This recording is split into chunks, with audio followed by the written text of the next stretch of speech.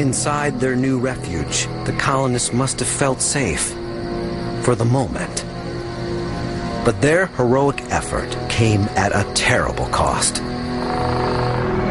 Because in the wake of the feverish construction, colonists begin to die. Obviously, there was overexertion. These guys are in there, these dark clothing, overdressed armor, and the humidity is unbearable. They couldn't stand, they were sick, they were dying. From just over 100 men, their number drops to less than 50. 50 Englishmen in a sea of 13,000 Indians. The fate of Jamestown Colony hangs by a thread, and the final stroke might not come from an enemy, but from a source no one suspects.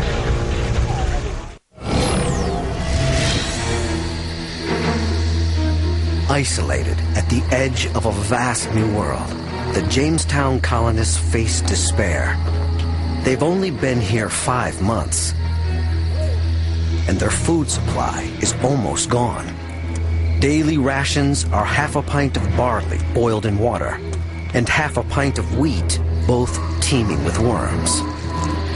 As one colonist writes, "Never were Englishmen left in a foreign country in such misery as we were in this newly discovered Virginia." Was it spoiled food that killed so many colonists?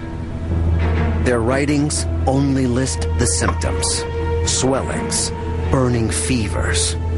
Some might have starved to death or fallen to diseases like dysentery and typhoid.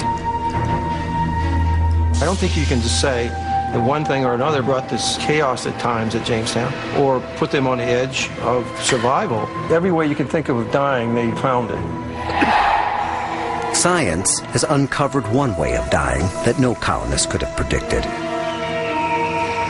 A major source of their misery was something they turned to for relief.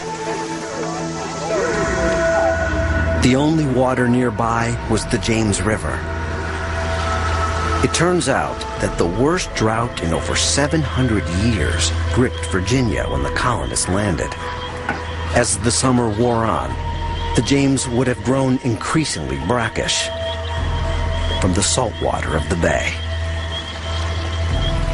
Historians now believe that the isolated colonists, like castaways on a raft, suffered from saltwater poisoning.